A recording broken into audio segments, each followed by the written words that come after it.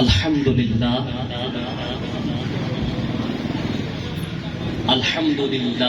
الواحد الاحد الصمد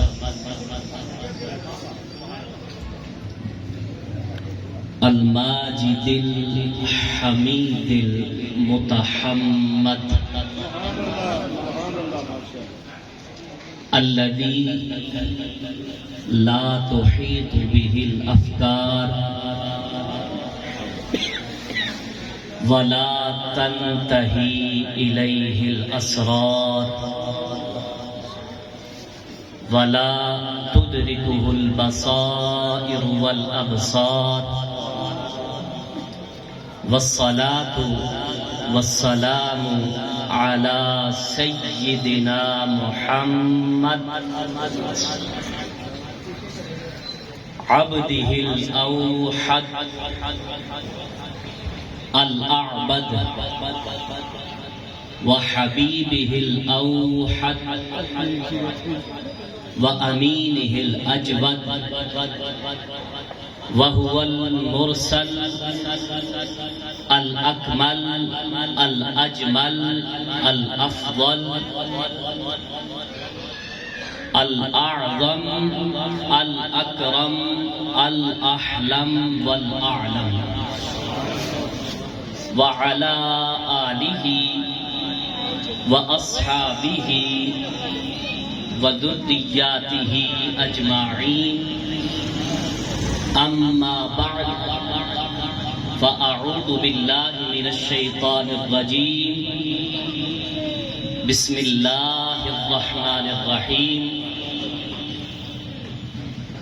کنتم خیر امت اخرجت للناس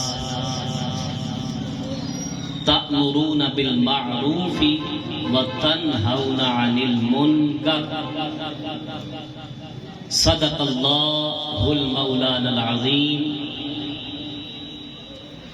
وصدق رسولہ النبی الکریم الامین وَنَحْنُ عَلَى ذَلِكَ لَمِنَ الشَّاهِدِينَ وَالشَّاكِرِينَ وَالْحَمْدُ لِلَّهِ رَبِّ الْعَالَمِينَ۔ معزز محتشم حاضرین و سامعین، میرے عزیزم عاشق رسالت مآب، مجاہد ختم نبوت، عالم نبیل، فاضل جلیل حضرت علامہ تنویر احمد راٹھور صاحب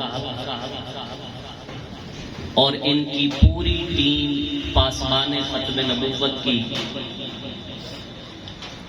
آپ سب احباب میرے دل کے بہت قریب ہیں، اور میں نے آنے سے قبل محترم علامہ صاحب سے بھی یہی گزارش کی تھی کہ خطاب ہم اور جگہ کرتے ہیں، یہاں پر آپ کو سبق سنانے کے لیے آیا، تو اپنی ان گزارشات سے قبل میں اس بات کا اعتراف کھلے دل سے کرنا چاہوں گا کہ جیسے عزیزم علامہ صاحب نے میرا تعارف کروایا، میرے اندر نہ تو کوئی خوبی ہے اور نہ ہی میں اپنے آپ کو اس قابل سمجھتا ہوں کہ میرا اس طریقے سے تعارف کروایا جائے۔ یہ ان کی محبت ہے، یہ ان کا بڑا پن ہے، اور میں صرف یہ کہوں گا کہ انہوں نے میرے بارے میں جو بھی کہا میں اس میں سے کچھ بھی نہیں ہوں۔ اللہ رب العزت علامہ صاحب کو، ان کی پوری ٹیم کو دن دگنی رات چگنی ترقی عطا فرمائے، اور اس غیرت مند طریقے سے جو یہاں پر ختم نبوت کا کام ہو رہا ہے، اللہ رب العزت اس کی کرنوں سے ہمارے پورے شہر کو مالا مال فرمائے۔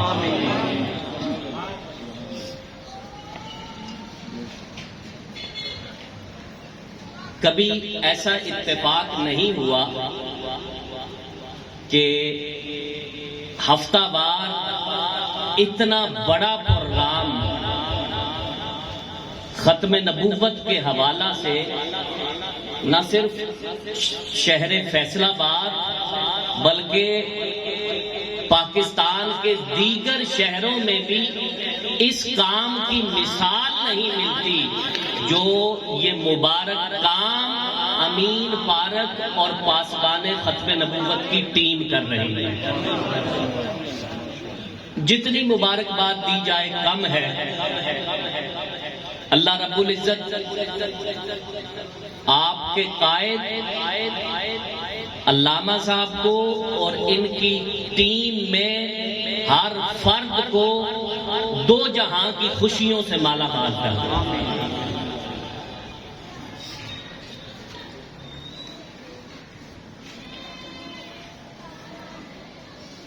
ابھی رستے میں آتے ہوئے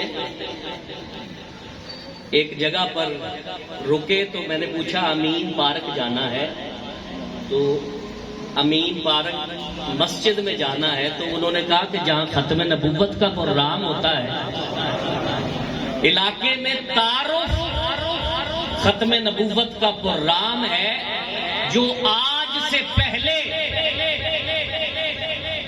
ہماری تعریف نہیں ہوا کرتی تھی۔ ہم کو اگر تلاش کرنا ہوتا تو 11ویں شریف کی محفل سے تلاش کیا جاتا تھا، ہم کو تلاش کرنا ہوتا تو دوسری کسی محفل کی وجہ سے تلاش کیا جاتا ہے۔ یہاں پر تلاش کرنا اس لیے آسان ہے، انہوں نے کہا کہ ختم نبوت کے پروگرام میں جانا ہے۔ ہر ایک بات پر میری طرف سے ڈھیروں مبارکباد اور ڈھیروں دعائیں آپ سب کے لیے، اور یقیناً آپ لوگ جو موجود ہیں آپ تمام لوگ مبارکباد کے اتنے ہی مستحق ہیں جتنا یہ کام کرنے والے مستحق ہیں، کیونکہ اگر آپ نہ تشریف لائیں تو یہ پروگرام اس طریقے سے کامیابی سے نہ ہو سکے۔ تو جتنی مبارکباد پاسبان ختم نبوت کی ٹیم کو ہے اتنی ہی مبارکباد یہاں پہ آنے والے ہر بزرگ، ہر بچے اور ہر نوجوان کے لیے بھی ہے۔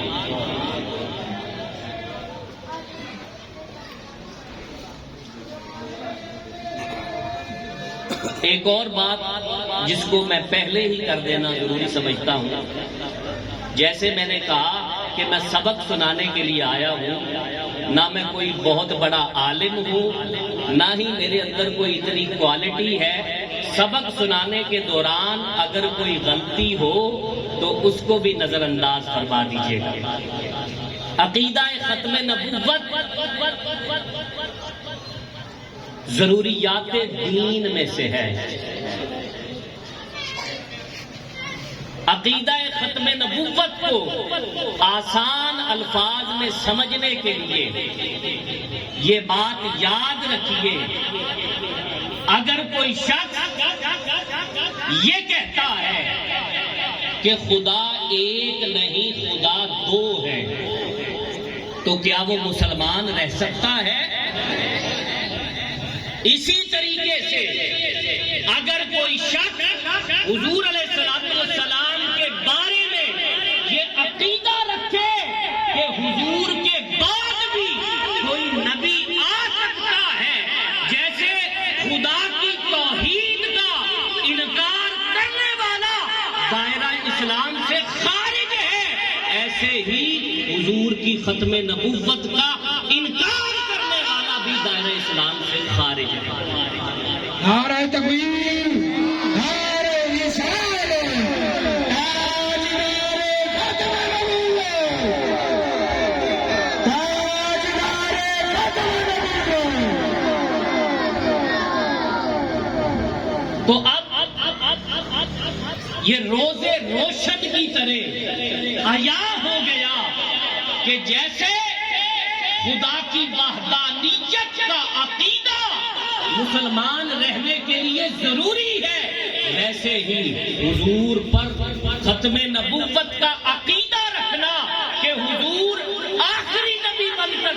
طرف لائے ہیں، اس پر بھی عقیدہ ہونا اتنا ہی ضروری ہے۔ پھر عقیدہ بنتا کیسے ہے؟ یہ میری بات ذرا غور کے ساتھ سنیے گا کہ عقیدہ بنتا کیسے ہے۔ اگر یہ میری بات آپ سمجھ گئے تو میں سمجھوں گا کہ میری گفتگو کا حاصل مجھے مل گیا۔ عقیدہ نص شریف کے ساتھ بنتا ہے۔ اصطلاحی لفظ ہے، بولنا مجبوری ہے، میں تشریح کر کے آسان کر دوں گا۔ عقیدہ نص شریف سے بنتا ہے، تعویلات فاسدہ سے نہیں۔ مثال کے طور پہ سمجھیے کہ نص شریف کیا ہے؟ 2 اور 2 جمع کرنے سے جواب کیا آتا ہے؟ 4۔ واضح ہے، اس میں کوئی ایسا تو نہیں کہ کوئی 2 اور 2 کو 5 کہتا ہے۔ 2 اور 2 چھوٹا سا بچہ بھی بتا دے گا کہ 4 ہوتے ہیں۔ تو عقیدہ ایسی واضح نص سے بنتا ہے کہ جس میں قطع الثبوت دلیل موجود ہو۔ میں دین کا ایک ادنا سا طالب علم ہو کر اس بات کا اعلان کرنا چاہتا ہوں کہ عقیدہ ختم نبوت پر جتنی صریح نص کے ساتھ اہل اسلام کے پاس دلائل ہیں، مرزیوں کے پاس سوائے تعویلات فاسدہ کے اور کچھ نہیں، سوائے تعویلات فاسدہ کے اور کچھ نہیں ہے۔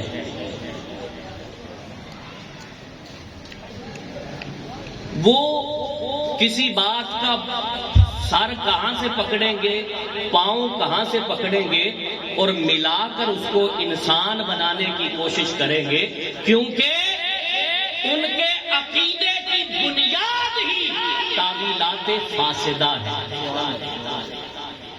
اسی وجہ سے جب تاجدار گودڑا حضرت پیر مہر علی شاہ رحمت اللہ تعالی علیہ کو حضور کی زیارت ہوئی تو حضور نے جو الفاظ فرمائے وہ بھی یاد کیجئے۔ حضور نے فرمایا، مہر علی، قادیان کا دجال تعویلات فاسدہ کی کینچی سے میری حدیثوں کو کاٹ رہا ہے، جاؤ جا کر اس کا مقابلہ کرو۔ یہی لفظ تعویلات فاسدہ حضور نے بیان فرمایا۔ اٹھائیے میرے مرید، جس میں یہ الفاظ درج ہیں۔ دین کی تبلیغ یہ کوئی آسان کام نہیں ہے، اور مرزا قادیانی یہ اس خباثت کا نام ہے جو چلتا پھرتا شیطان تھا، چلتا پھرتا شیطان تھا۔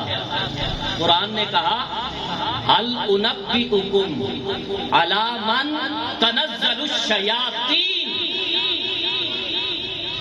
قرآن نے کہا کہ میں تمہیں ایسے لوگوں کی خبر نہ دوں؟ اللہ رب العزت نے فرمایا کہ جن پر شیاطین اترتے ہیں۔ ویسے قرآن نے یہ بھی کہا کہ بعض لوگ ایسے ہیں جن پر فرشتے اترتے ہیں۔ الذین قالوا ربنا اللہ ثم استقاموا تتنزل علیہم الملائکہ۔ تو اب مخلوقیں 2 ہوئی اور 2 ہی ان کی قسمیں بنی۔ دوست 2 قسم کے ہوئے اور 2 ہی ان کی قسمیں بنی۔ ایک ظاہری دوست ہے اور ایک باطنی دوست ہے۔ ظاہری دوست نظر آتا باطنی دوست نظر نہیں آتے. باطنی دوستوں کی بھی دو قسمیں ہیں.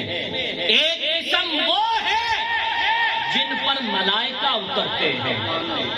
بعض لوگ چلتے ہیں تو ان کے ساتھ ملائکہ بھی چلتے ہیں. بعض لوگ بیٹھتے ہیں ان کی مجلس میں ملائکہ بیٹھتے ہیں اور وہاں پر اللہ کا ذکر ہوتا ہے. وہ ذکر سن کر وہ ملائکہ خوش ہوتے ہیں. اور قرآن نے کہا کہ بعض لوگ ایسے ہیں کہ جن پر شیاطین اترتے ہیں. قرآن نے کہا کہ میں خبر نہ دوں کہ وہ لوگ کون سے ہیں. فرمایا تنزل علی کل افاک اسیم. ہر جھوٹے اور بہتان دراز پر شیاطین اترتے ہیں. یعنی جو جھوٹا ہو اور جو بہتان دراز ہو، قرآن نے یہ نہیں کہا کہ شیطان اترتا ہے. فرمایا شیاطین، شیطان کی جمع، اس پر شیاطین اترتے ہیں. اور یہی شیاطین پھر ان کو اپنی باتوں میں لگا کر ان سے جو کام لیتے ہیں. اس کی واضح مثال مرزا غلام قادیانی ہے، جس نے جھوٹ بول بول کر وہ حشر کیا. آپ سنتے رہتے ہوں گے حضرت علامہ صاحب کی زبانی. تو جو آیہ مبارکہ میں نے تلاوت کی اس کے ضمن میں چند باتیں کر کے عقیدہ ختم نبوت آپ سے زیادہ کوئی نہیں سمجھتا، کیونکہ آپ سالوں سال اس پر پروگرام کرتے ہوئے آ رہے ہیں. میں اس سے آگے بڑھ کر جو ہم پر ذمہ داریاں ہیں اس کا ذکر چند لمحوں کے لیے کرنا چاہتا ہوں. جو آیہ مبارکہ میں نے تلاوت کی اس میں اللہ رب العزت نے فرمایا کنتم خیر امت، اے میرے حبیب کی امت تم سب سے اچھی امت ہو. خیر امت. دیکھیے نا، آج اگر کوئی شخص آپ کو کہے کہ پورے محلے میں آپ جیسا کوئی نہیں تو آپ کی خوشی کا کیا عالم ہوگا. اور اگر کہنے والا ہو بھی سچا اور کہے کہ پورے فیصل آباد میں آپ جیسا کوئی نہیں، آپ خوشی سے پھولے نہیں سمائیں گے. اور کہنے والا اگر آگے بڑھے اور کہے کہ پورے پاکستان میں تم جیسا کوئی نہیں تو پھر خوشی کا عالم کیا ہوگا. اللہ نے فرمایا کنتم خیر امت، اے میرے حبیب کی امت پوری روئے زمین پر آپ جیسی کوئی امت ہے.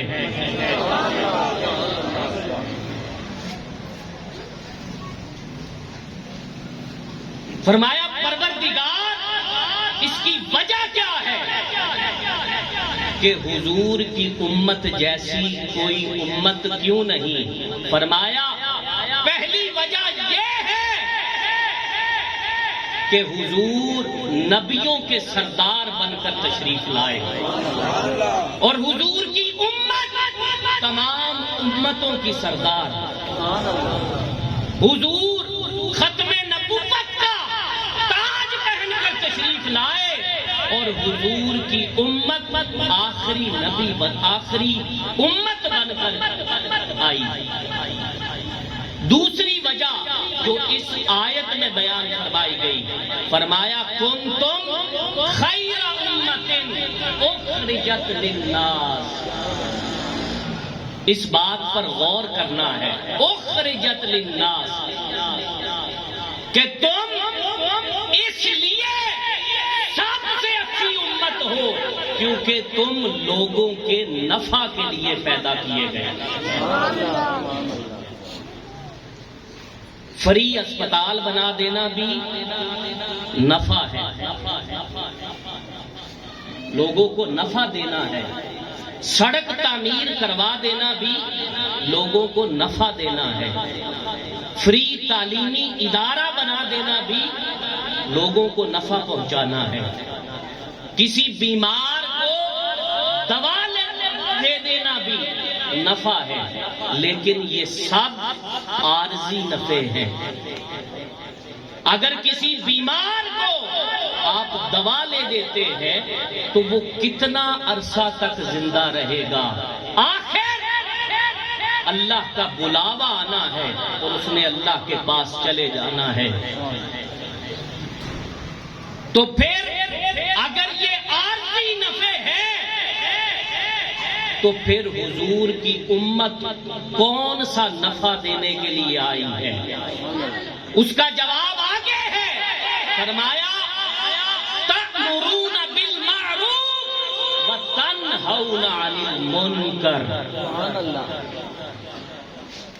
تم جو نفع دینے کے لیے آئے ہو وہ نفع یہ ہے کہ تم نیکی کی تعلیم دیتے ہو اور برائی سے روکتے ہو۔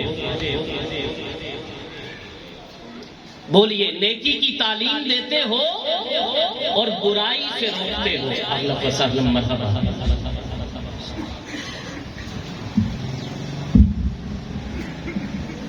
بس ٹھیک، کوئی مسئلہ نہیں، کوئی مسئلہ نہیں۔ تم نیکی کی تعلیم دیتے ہو اور برائی سے روکتے ہو۔ اب ایک بندہ کہتا ہے کہ جتھے کوئی لگا ہے انہوں لگا رہن دے۔ ایسی مینٹیلٹی آج ہمارے معاشرے میں ہے جو یہ کہتے ہیں کہ جتھے کوئی لگا ہے انہوں لگا رہن دے۔ مطلب یہ کہ تم اپنا آپ سدھار لو، تم اعمال صالحہ بھی کرو، تم حلال اور حرام کی تمیز بھی کرو، لیکن جو معاشرے کو سدھارنے کا عنصر ہے اس سے تم باز رہو۔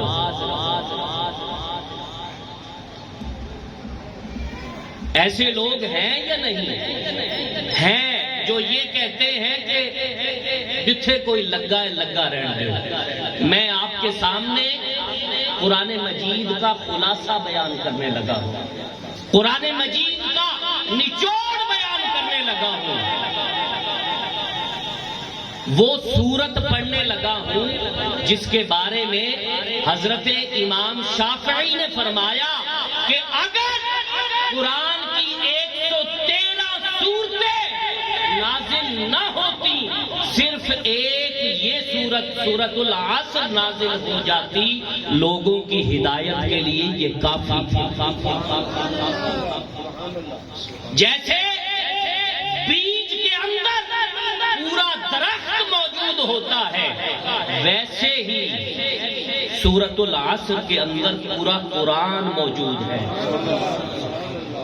فرمایا والعصر، قسم ہے تیزی سے گزرتے ہوئے زمانے کی، ان الانسان لفی خسر، کہ بے شک انسان خسران میں ہے۔ یہاں پر لفظ خسر بولا، بعض اوقات اس کا لوگ ترجمہ کرتے ہیں کہ بے شک انسان نقصان میں ہے۔ نقصان اور خسران ان دونوں میں فرق ہے۔ ان دونوں میں کیا فرق ہے کہ نقصان میں تھوڑی چیز بچ جاتی ہے، تھوڑی چیز ضائع ہو جاتی ہے۔ یا یوں مثال لیجئے کہ نقصان میں آدھی چیز بچ جاتی ہے اور آدھی ضائع ہو جاتی ہے، جبکہ خسران میں مکمل تباہی، بچتا کچھ نہیں ہے۔ فرمایا قسم ہے تیزی سے گزرنے والے زمانے کی، انسان خسران میں ہے۔ کہا مولا ہر انسان خسران میں ہے؟ فرمایا نہیں، استثناء کیا، الا الذین آمنوا وعملوا وعاملوا الصالحات، سوائے ان لوگوں کے جنہوں نے جو ایمان لائے اور نیک عمل کیے، وتواصوا بالحق وتواصوا بالصبر۔ اب آیت کے اس حصے میں 4 صفات بیان کی گئی۔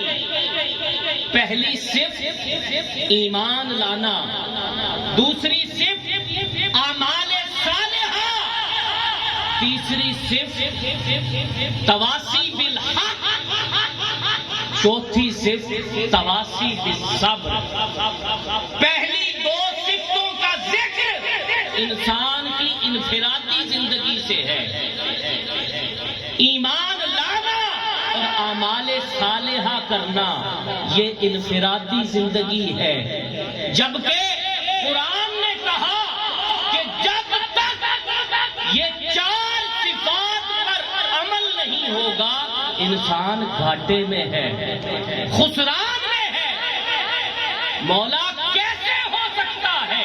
فرمایا ایمان لانا اور اعمال صالحہ کرنا یہ انفرادی کام ہے، وتواصوا بالحق، حق کی تعلیم دینا بھی انسان تیرے ذمہ ہے۔ مبارکباد کے مستحق ہیں پاسبان ختم نبوت کی یہ ٹیم، مبارکباد کے مستحق ہیں اہل محلہ جو صرف الا الذین آمنوا وعملوا الصالحات پر نہیں رکے بلکہ وتواصوا بالحق بھی کر رہے ہیں۔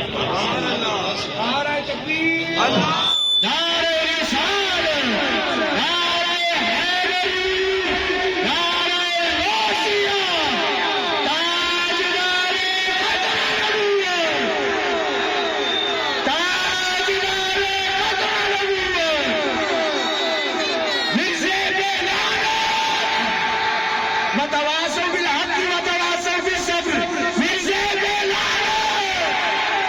اس کے جانے والوں میں لانے، اس کے ماننے والوں میں لانے، تاجدار قدر نبوت۔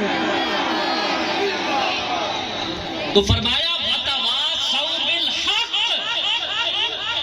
کہ حق کا پرچار بھی کرنا ہے، وتواصوا بالصبر اور ایک دوسرے کو صبر کی تلقین بھی کرنی ہے۔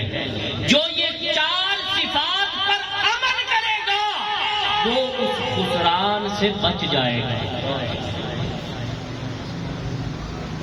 اب تک میں نے قرآن مجید سے 2 آیات آپ کے سامنے پیش کی کہ جس میں یہ بتایا گیا کہ مسلمان اخرجت للناس نفع کے لیے پیدا کیا گیا، مخلوق کی نفع کے لیے پیدا کیا گیا اس کو۔ اب تیسری آیت دلیل کے طور پر، سورت کا نام ہے سورۃ النمل۔ نمل چونٹیوں کو کہتے ہیں۔ ایک وادی ہے وادی نمل جو چونٹیوں کی وادی ہے۔ اس سورت میں اور بھی مضامین موجود تھے لیکن اس سورت کا نام چونٹی کے نام پر رکھا گیا۔ اللہ رب العزت کو کیا ضرورت پیش آئی کہ حشرات الارض میں سے ایک چیز پر وہ قرآن کی سورت کا نام رکھے؟ اور صرف یہ نہیں، اس سورت میں چونٹی کی گفتگو بھی بیان کی گئی ہے۔ قالت نملۃ، وہ چونٹی بولی۔ عجیب ماجرا ہے کہ مضمون اور بھی بیان کیے گئے لیکن اس چونٹی کے نام پر سورت کا نام کیوں رکھا گیا؟ مفسرین نے اس کی وجہ بیان کی ہے۔ جب حضرت سلیمان علیہ السلام اپنے لشکر کو لے کر اس طرف بڑھ رہے تھے تو اس نے کہا لا یحطمنکم سلیمان وجنودہ، کہ اے میری دوسری چونٹیوں اپنے گھس جاؤ کہیں حضرت سلیمان علیہ السلام اور ان کا لشکر تمہیں کچل نہ دے. اب مفسرین نے بیان کیا کہ اس چونٹی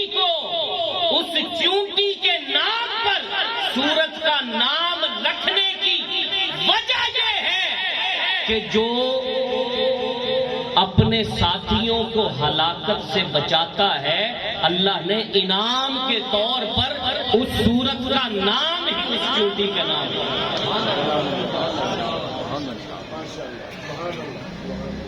جس کو یہ فکر تھی کہ میرے ساتھی ہلاکت سے بچ جائیں.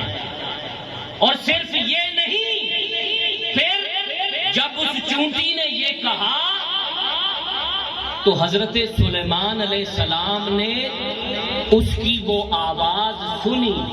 اور قرآن اس منظر کو بھی بیان کرتا ہے، فَتَبَسَّمَ ضَاحِكًا مِّن قَوْلِهَا.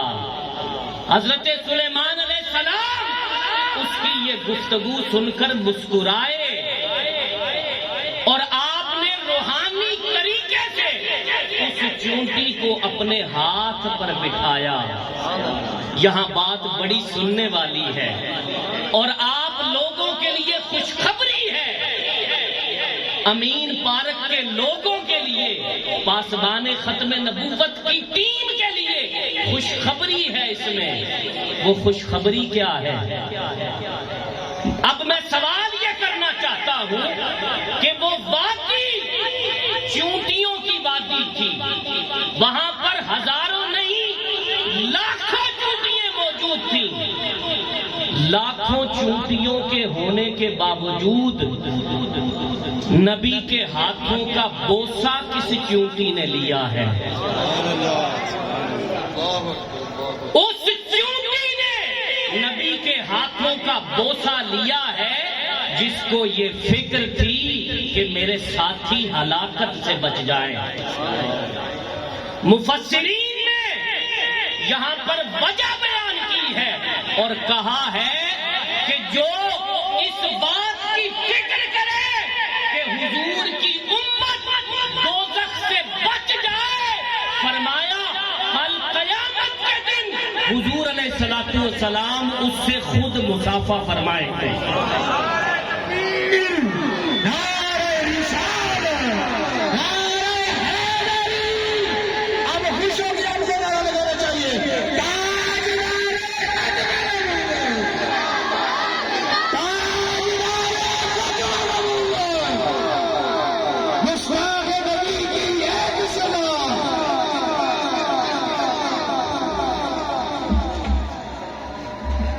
اذان بولے بس.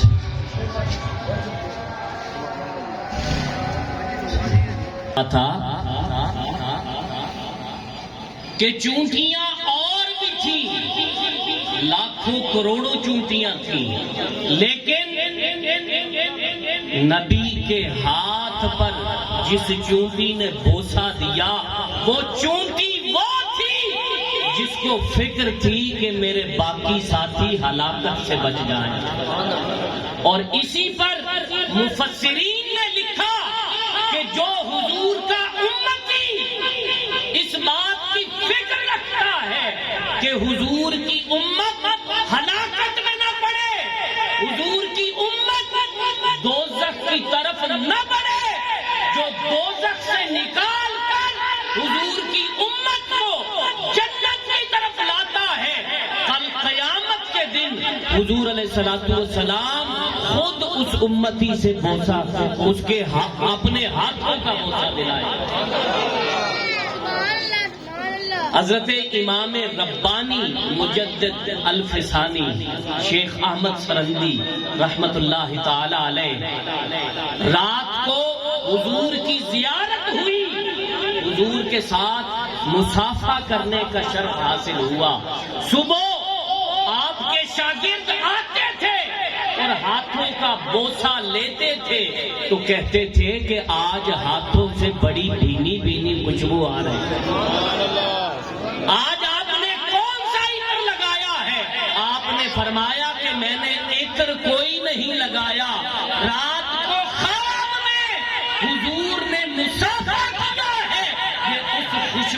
والے کی خوشبوئیں ہیں، ان کی مہک نے دل کے غنچے کھلا دیے ہیں، جس راہ چل دیے ہیں کوچے بسا دیے ہیں۔ حاضرین گرامی قدر، میں نے 3 آیتیں پیش کی، ایک حدیث سنا کر، بلکہ 2 حدیثیں سنا کر میں اپنی بات مکمل کر رہا ہوں۔ مجھے جتنا وقت دیا گیا تھا اس کے اندر رہتے ہوئے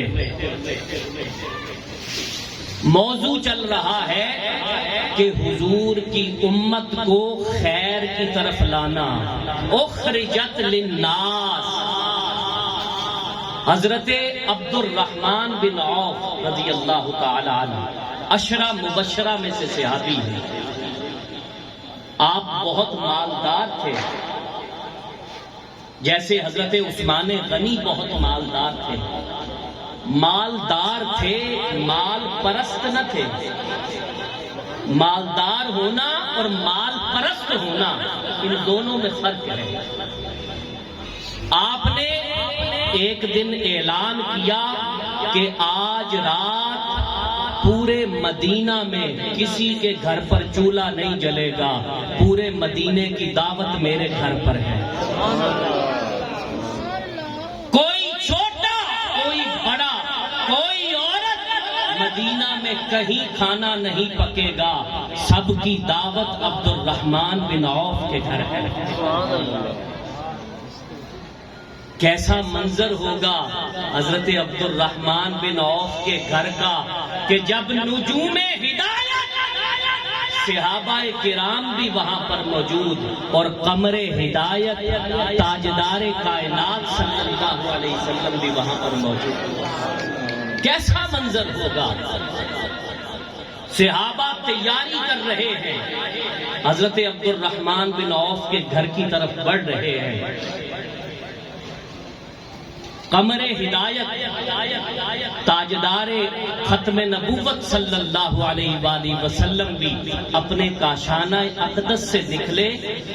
عجیب منظر دیکھا کہ مسجد نبوی میں ایک صحابی بڑے مغموم بیٹھے ہیں، چہرے پر پریشانی کے اثرات ہیں۔ حضور نے فرمایا، اے میرے صحابی، ہر کوئی عبد الرحمن بن عوف کی طرف دعوت کھانے کے لیے جا رہا ہے، تمہیں کس چیز نے پریشان کر رکھا ہے کہ تمہارا چہرہ اترا ہوا نظر آ رہا ہے؟ مسئلہ کیا ہے؟ اس صحابی نے جو جواب دیا، اس صحابی نے کہا کہ حضور، میں تو ایمان لے آیا، آپ کا غلام بن گیا، میں نے جنت کما لی۔ میں اس وقت جس چیز کی وجہ سے پریشان ہوں وہ پریشانی یہ ہے کہ میں تو ایمان لے آیا، میرے والدین ایمان نہیں لائے۔ میں اس فکر میں یہاں پر بیٹھا سوچ رہا ہوں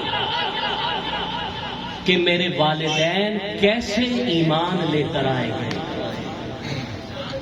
یہ سننے کی دیر تھی کہ تاجدار کائنات صلی اللہ علیہ وآلہ وسلم نے پتہ ہے کیا جواب دیا؟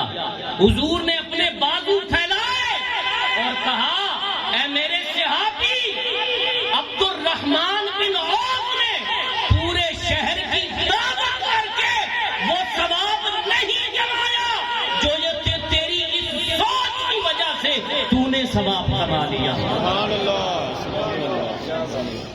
جو تیری یہ سوچ ہے کہ والدین دوزخ سے نکل کر جنت میں کیسے جائیں، کہا یہ ایسی سوچ ہے کہ عبد الرحمن بن عوف پورے شہر کو دعوت کھلا کر اتنا ثواب نہ کما سکا جتنی تیری اس سوچ نے تجھے ثواب دلا۔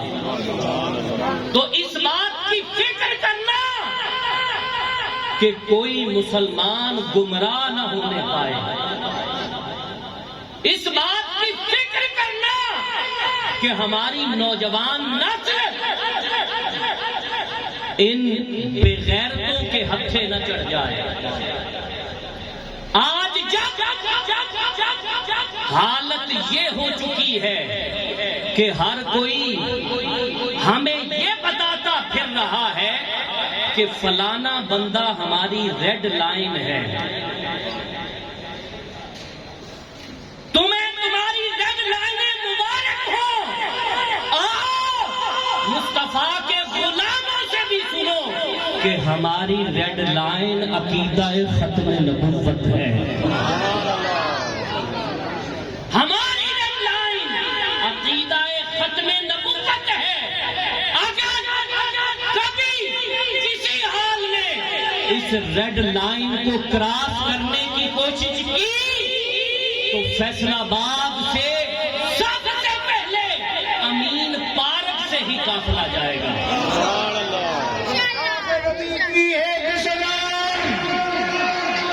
اس عزم کا ارادہ کر رہے ہیں، گستاخ نبی دی ہے مسلمان، گستاخ نبی دی ہے مسلمان، گستاخ نبی دی ہے مسلمان۔ ویسے ہم ایک شعر پڑھتے ہیں، ذوق کی بات ہے یہ بھی بتا دیتا ہوں۔ وہ شعر پڑھتے ہیں کہ میں وہ سنی ہوں جمیل قادری مرنے کے بعد میرا لاشا بھی کہے گا الصلاۃ والسلام۔ اچھا، یہ جو شعر ہے کیا یہ صرف شعر ہی ہے؟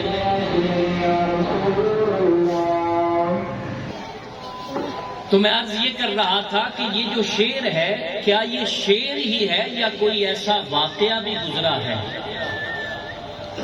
جس کو حضرت مولانا جمیل احمد قادری صاحب نے لکھ دیا ہو؟ تو یہ ایک صحابی کا واقعہ موجود ہے۔ اٹھائیے معجم الکبیر، صحابی کا نام ہے حضرت زید بن خارجہ رضی اللہ تعالی عنہ۔ ظہر اور عصر کے درمیان کا وقت تھا، مدینہ کی گلی میں چل رہے تھے، تڑپ کر گرے اور روح قفس انصری سے پرواز کر گئی۔ کتنے خوش نصیب ہیں جن کو موت بھی حضور کی گلیوں میں آ رہی ہے۔ حضرت امام مالک ساری زندگی مدینہ اس لیے نہ چھوڑا کہ آخری وقت مدینہ میں ہی آیا۔ حضرت عمر فاروق دعا کیا کرتے تھے، اللہم اجعل، کس طرح دعا؟ اللہم ارزقنی شہادتن فی سبیلک وجعل موتی فی بلد حبیبی۔ تو دعائیں کیا کرتے تھے۔ حضرت زید بن خارجہ گرے اور تڑپ کر موت ہو گئی اور روح قفس انصری سے پرواز کر گئی۔ آپ کی میت کو لایا گیا، وہاں پر خواتین بھی آ گئیں، مرد بھی آ گئے۔ کوئی باتیں کرے کہ میں نے آج ابھی تھوڑی دیر پہلے ان کو دیکھا ہے، لگتا نہیں تھا کہ یہ ابھی ایسے دنیا کو چھوڑ کر چلے جائیں گے۔ کوئی رونے لگا، آوازیں بلند ہوئی، اتنے میں کفن کے نیچے سے آواز آئی، انصتو ایھا الناس۔ حدیث کے لفظ ہیں مرتین، فرمایا خاموش ہو جاؤ، اے لوگو خاموش ہو جاؤ، 2 دفعہ فرمایا۔ لوگ حیران ہوئے کہ حضرت زید بن خارجہ کی آواز جب چہرے سے کفن ہٹایا تو منہ تو بند تھا، سینے اور حلق کے درمیان سے آواز آ رہی تھی، اور وہ آواز کیا تھی؟ وہ آواز حضور کی ختم نبوت کو بیان کر رہی تھی۔ سبحان اللہ، سبحان اللہ، سبحان اللہ۔ فرمایا انصتو ایھا الناس، پھر فرمایا محمد الرسول اللہ، النبی الامی وہو خاتم الانبیاء، فرمایا محمد صلی اللہ علیہ وآلہ وسلم اللہ کے رسول ہیں، نبی کے امی ہیں، اور آپ ختم نبوت کا تاج پہن کر تشریف لائے۔ تو پھر میں کیوں نہ کہوں میں وہ سنی ہوں جمیل قادری، مرنے کے بعد میرا لاشا بھی کہے گا الصلاۃ والسلام۔ آج حضور کے عقیدہ ختم نبوت کی سمجھ نہیں تو انسانوں کو ہی نہیں، وگرنہ ایک وقت تھا کہ جانور بھی حضور کے عقیدہ ختم نبوت کو پہچانتے تھے۔ مجمع الزوائد میں اس روایت کو بیان کیا۔ حضرت امام جلال الدین سیوطی نے خصائص الکبریٰ میں بیان کیا کہ حضور علیہ حضرت عمر فاروق رضی اللہ تعالی عنہ سے یہ حدیث مروی ہے۔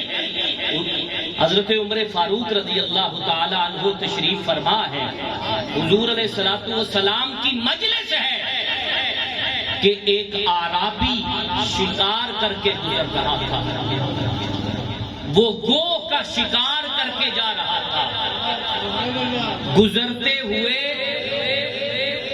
نظر حضور کے چہرے پر پڑی، حضور کے چہرے پر نظر پڑی تو حضرت عمر فاروق سے پوچھنے لگا کہ یہ اتنی سونی صورت والا کون ہے؟ اور میں بڑی ذمہ داری سے یہ بات کہنا چاہتا ہوں کہ کفار نے، ابو جہل اور ابو لہب نے یہ اعلان کر رکھا تھا کہ کوئی بھی حضور کا چہرہ غور سے نہ دیکھے، کیونکہ وہ جانتے تھے کہ جو اس سونے کا چہرہ ایک دفعہ دیکھ لینا وہ پھر اسی کا ہو کر رہ جائے۔ حضرت عمر فاروق سے پوچھنے لگا کہ یہ اتنی سونی صورت والا کون ہے؟ فرمایا یہی تو وہ نبی ہیں جن کے ہم دیوانے ہوئے پھرتے ہیں۔ وہ حضور سے مخاطب ہوا، وہ عربی کافر تھا، کہنے لگا محمد صلی اللہ علیہ وآلہ وسلم مجھے اپنی نبوت پر کوئی دلیل دیجئے تاکہ میں آپ پہ ایمان لے آؤں۔ ادھر بھی دریائے رحمت جوش میں تھا، کہا تو بتا تجھے کیا دلیل چاہیے؟ اس نے کہا کہ میں گو کا شکار کر کے آ رہا ہوں، اگر یہ مردہ گو آپ کے نبی ہونے کی گواہی دے دے تو میں اسلام قبول کر لوں گا۔ حضور نے فرمایا پکے رہنا۔ اس نے کہا میں پکا ہوں۔ آپ نے فرمایا گو باہر نکالو۔ اس نے تھیلے سے گو باہر نکالی، وہ تو مر چکی تھی، لیکن اس سونے کی زبان میں ایسی تاثیر ہے، مرے ہوئے کو بلائے تو وہ بھی اٹھ جاتے ہیں۔ حدیث کے لفظ ہیں کہ وہ گو جب زمین پر آئی، حضور علیہ الصلوۃ والسلام نے اس کو مخاطب کیا اور کہا یا دابہ، اے گو۔ حضور کا اتنا کہنے کی دیر تھی کہ اس گو نے سر اٹھایا، اور سر اٹھا کر جواب پتہ ہے کیا دیا؟ اس گو نے کہا لبیک وسعدیک۔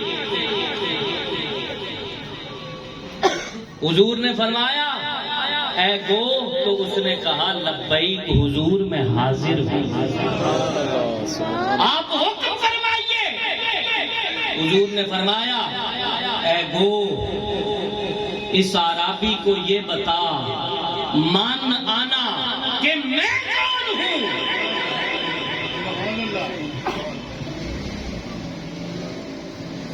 وہ گو جواب دینے لگی. قال ھذا رسول رب العالمین. اب اس اعرابی کا مطالبہ پورا ہو چکا تھا. اس نے یہی کہا تھا کہ اگر یہ گو گواہی دے دے تو میں اسلام قبول کر لوں گا. گو نے کہا کہ یہ رسول رب العالمین ہے. لیکن اس گو نے یہاں پر بات ختم نہ کی. یہ کوئی سچے عقیدے والی گو تھی. اس کو پتا تھا کہ کل قیامت کے نزدیک حضور صلی اللہ علیہ وآلہ وسلم کی عقیدہ طرح طرح کے سوال اٹھائے جائیں گے. اس نے کہا قال ھذا رسول رب العالمین وخاتم النبیین. یہ صرف رسول رب العالمین ہی نہیں ہے، یہ نبوت کو بھی ختم کر دینے والے ہیں. حاضرین گرامی قدر، میری گفتگو اتنی ہی تھی. اللہ رب العزت سے دعا ہے کہ اللہ رب العزت میرا کہا آپ کا سنا اپنی بارگاہ میں قبول فرمائے. بارے دیگر میں کھڑا ہو کر دونوں ہاتھوں سے آپ کو اور آپ کے محلے کو سلوٹ کرنا چاہتا ہوں، جو حضور کی ختم نبوت پر پہرا دینے کے لیے ایسے جوک در جوک اور ایسا مجمع مہینوں کی محنت کے باوجود لوگ محفل میلاد میں نہیں کر پاتے. اور میں دیکھ رہا ہوں حد نگاہ تک مجھے اس شاقان مصطفیٰ نظر آ رہے ہیں. میں آپ سب کو دونوں ہاتھوں سے سلوٹ کرتا ہوں. آپ کی اس ٹیم کو، پاسبان ختم نبوت کی ٹیم کو دونوں ہاتھوں سے سلوٹ کرتا ہوں. اور دونوں ہاتھوں سے اس مجمع کو ہر ہفتے منعقد کرنے والے ہر ایک چھوٹے بڑے بچے کو دونوں ہاتھوں سے سلوٹ کرتا ہوں. اللہ رب العزت آپ کے جذبوں کو آباد رکھے اور آپ کو حضور کی ختم نبوت کا پکا سچا سپاہی بننے کی توفیق عطا فرمائے. وآخر دعوانا الحمدللہ رب العالمین.